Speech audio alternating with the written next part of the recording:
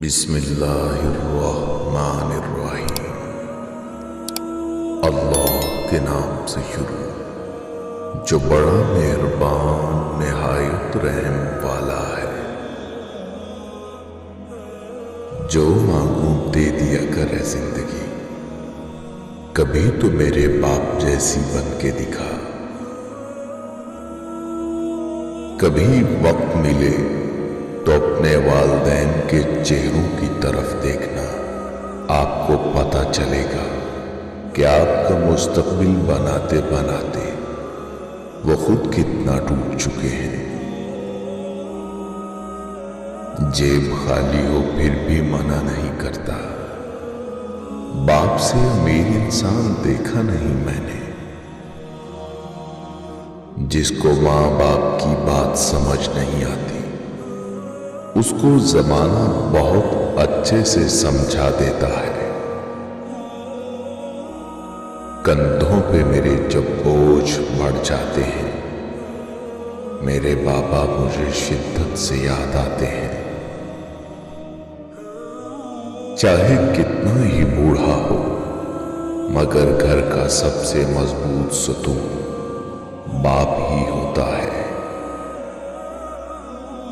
ماں باپ دنیا کی ہر ٹھوکر برداشت کر سکتے ہیں، سوائے اولاد کے ہاتھوں لگی ٹھوکر۔ اپنے ماں باپ سے اونچی آواز میں بات مت کیا کرو، جس دن وہ خاموش ہو گئے اس دن تم ان کی آواز کو ترسو گے۔ باپ ایسی کتاب ہے جس پر بہت سے تجربات تحریر ہوتے ہیں، جو زندگی گزارنے میں رہنمائی کرتے ہیں۔ اس لیے اسے اپنے سے کبھی دور مت رکھیں۔ گھر پہ باپ کی آواز بھی بڑی نعمت ہے، اور دروازے کے باہر باپ کی جوتیوں کا اپنا ہی ایک روب ہے۔ ماں باپ سے کبھی شکوہ نہ کرنا کہ انہوں نے آپ کو کیا دیا، شاید ان کے پاس بھی ساری زندگی صرف یہی تھا۔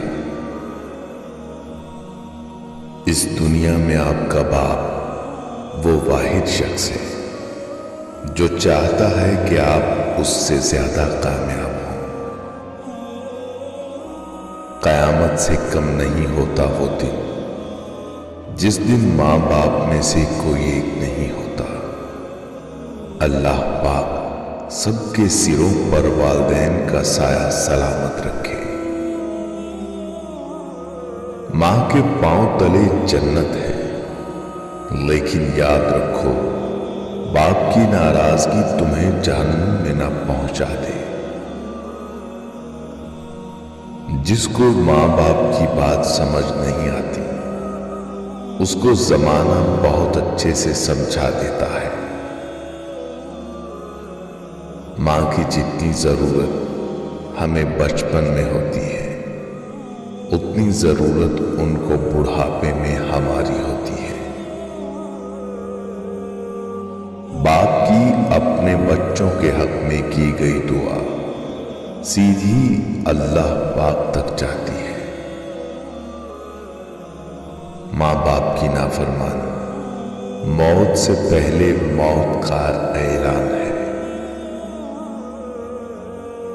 باپ کی موجودگی سورج کی مانند ہوتی ہے۔ سورج گرم ضرور ہوتا ہے، مگر سورج نہ ہو تو اندھیرا چھا جاتا ہے۔ باپ کا ہاتھ پکڑنا سیکھو، زندگی بھر کسی کے پاؤں پکڑنے کی نوبت نہیں آئے گی۔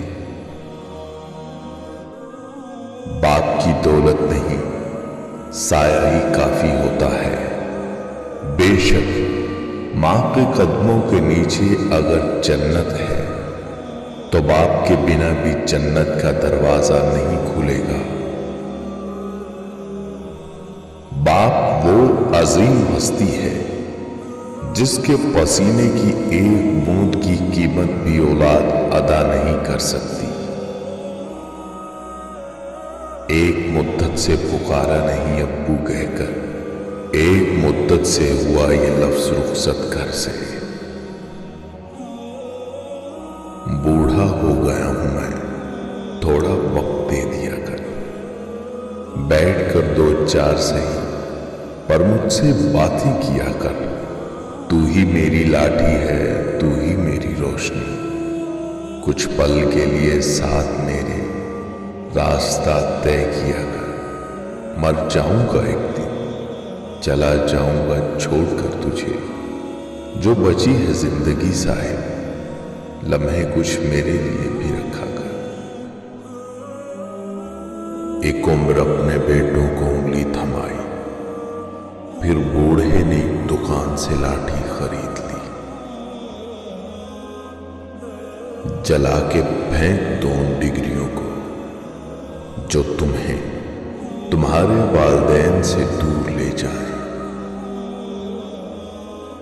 اگر ہو گود ماں کی تو فرشتے کچھ نہیں لکھتے، جو ممتا روٹھ جائے تو کنارے پھٹ نہیں دکھتے۔ یتیمی ساتھ لاتی ہے زمانے بھر کے دکھ، سنا ہے باپ زندہ ہو تو کانٹے بھی نہیں چبھتے۔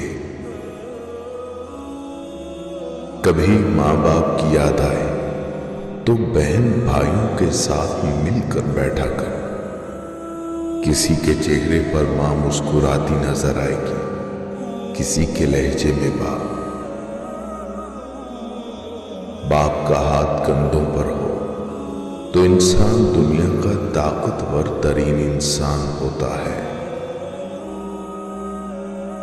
تمہاری نماز، زکوٰۃ، روزہ، حج کس کام کا جب تم سے تمہارے والدین ہی خوش نہ ہو۔